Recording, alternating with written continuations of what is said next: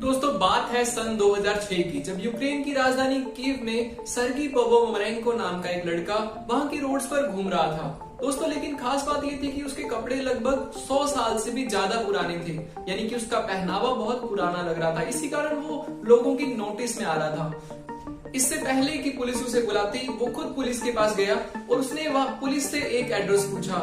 Police उस address को देखकर हैरान थी, क्योंकि वो एड्रेस लगभग 100 साल से भी ज्यादा पुराना था। दोस्तों पुलिस ने उससे उसकी आईडी मांगी और आईडी पर जब उन्होंने देखा तो आईडी पर उसकी डेट ऑफ बर्थ सन 1932 की थी। दोस्तों पुलिस हैरान थी।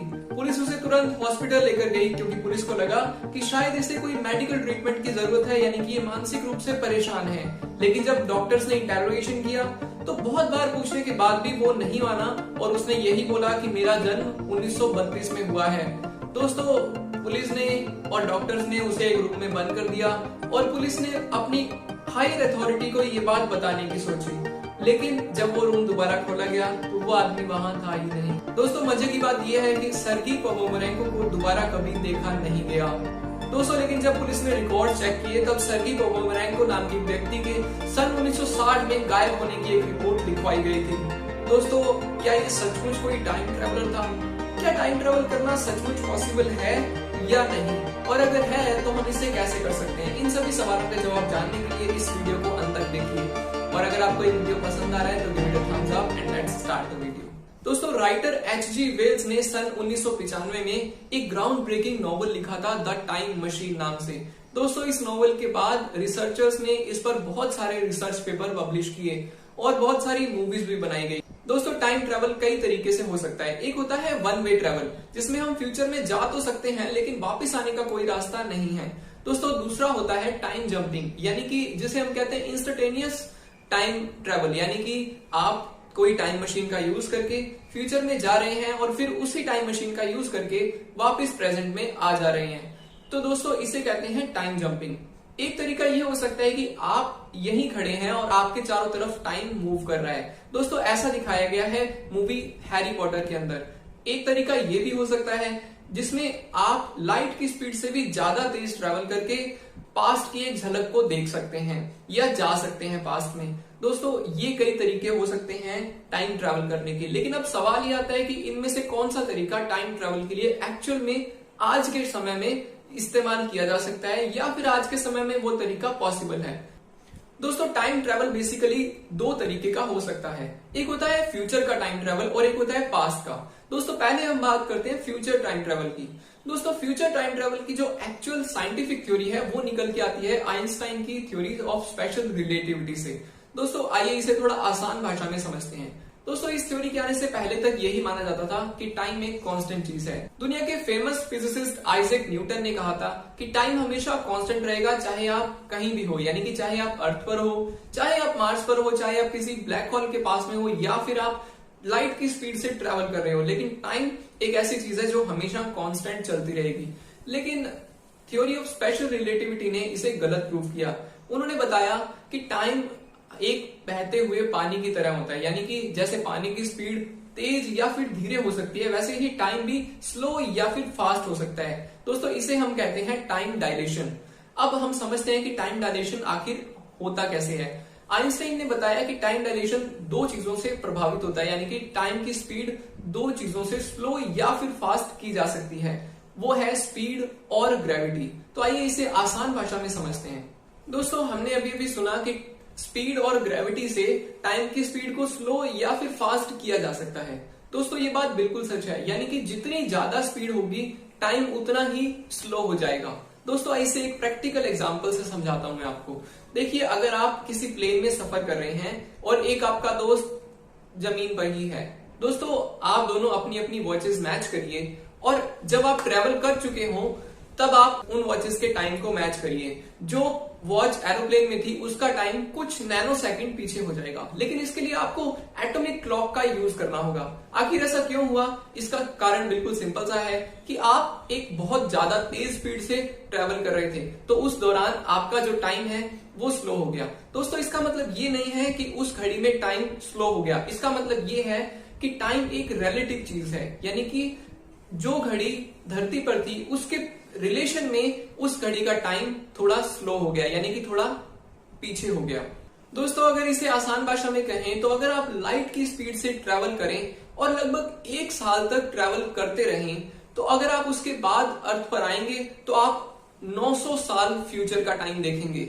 लेकिन प्रॉब्लम यहाँ पे ये है कि अभी तक ऐसा कोई एयरक्राफ्ट या स्पेसक्राफ्ट बनाया नहीं जा सका जो लाइट की स्पीड से ट्रेवल कर सके। हम लाइट की स्पीड के नियर तक भी नहीं पहुंच पाए हैं, लेकिन जैसे जैसे टेक्नोलॉजी इंप्रूव होती जा रही है, तो अगर हो सका, अगर ऐसा पॉसिबल हो पाया कि हम लाइट की स्पीड से ट्रेवल करने वाला कोई स्पेसक्राफ्ट बना सके, तो हम फ्यूचर में आसानी से जा पाएंगे। तो दूसरा रीजन है ग्रेविटी। दोस्तों ग्रेविटी अगर बहुत ज्यादा बढ़ा दी जाए तो भी टाइम को स्लो किया जा सकता है। दोस्तों ग्रेविटी से होने वाले टाइम डायलेशन को समझने के लिए आइंस्टाइन ने स्पेस टाइम फैब्रिक का यूज किया। चलिए आपको इसे भी मैं एक एग्जांपल से समझाता हूं। आप यूं मानिए कि एक मैश जैसा कुछ इमेजिन कीजिए जिसके ऊपर आपने कोई मास रखा है और उस मास को आप मानिए प्लैनेटरी ऑब्जेक्ट, यानी कि हमारे प्लैनेट्स। दोस्तों जितना ज्यादा मास होगा उस मैश पर, यानी कि उस स्पेस टाइम फैब्रिक पर, उतना ही ज्यादा कर्व या फिर स्टीप देखने को मिलेगा। अब अगर आपको टाइम ट्रेवल करना है तो आप उस जगह पर जाइए जिस जगह पर स्पेस टाइम फैब्रिक में सबसे ज्यादा कर्व आ रहा है, यानी कि जिस प्लैनेटरी ऑब्जेक्ट का मास सबसे ज्यादा है।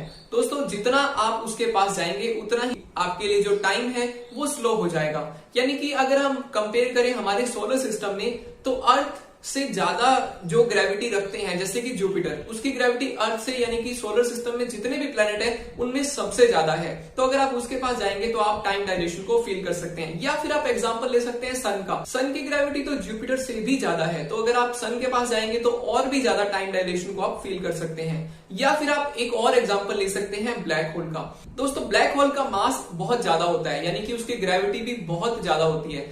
तो दोस्तों अगर आप उसके पास जाएंगे तो आप टाइम डायलेशन को बहुत अच्छे से फील कर सकते हैं। दोस्तों ऐसा मूवी इंटरस्टेलर में दिखाया गया है जिसमें टाइम ट्रेवल करने वाले लोग एक प्लेनेट पर जाते हैं जो कि ब्लैक होल के एकदम पास होता है, और उसमें दिखाया गया है कि उस प्लेनेट पर बिताया गया 1 घंटा धरती के 7 ईयर्स के इक्वल होता है। और दोस्तों ये साइंटिफिकली बहुत एक्यूरेट है, एक्चुअल में भी ऐसा ही होगा।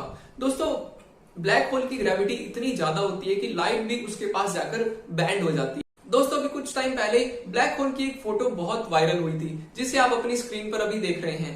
दोस्तों ये फोटो लीक थी इवेंट होराइजन टेलीस्कोप से। दोस्तों इस फोटो में साफ ये बात प्रूव होती है कि ब्लैक होल के पास जाकर लाइट भी एक बैंड शेप में आ गई है, लाइट भी एक सर्किल की शेप में नजर आ रही है।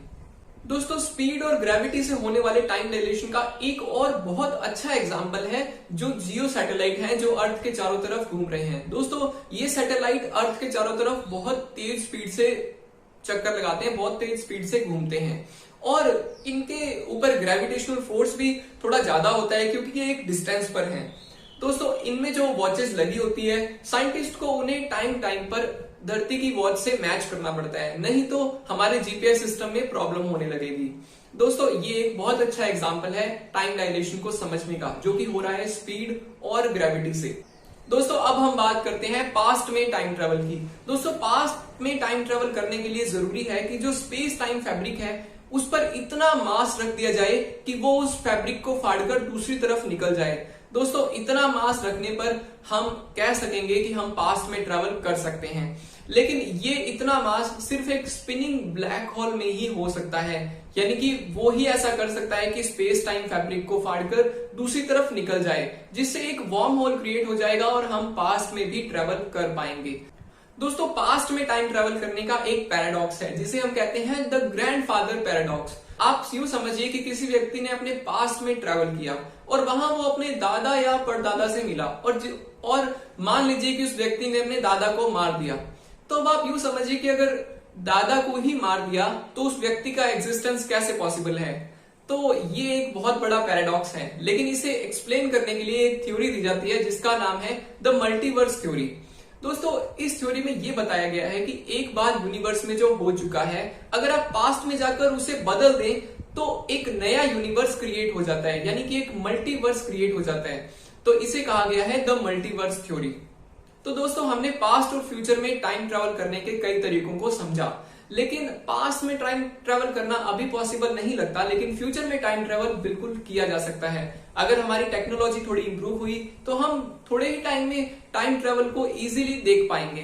तो दोस्तों, आपको ये वीडियो कैसा लगा कमेंट्स में जरूर बताइएगा, और अगर आपको भी ऐसे ही किसी और इन्फॉर्मेटिव टॉपिक पर कोई वीडियो चाहिए तो आप कमेंट बॉक्स में सजेशन दे सकते हैं। Till then take care and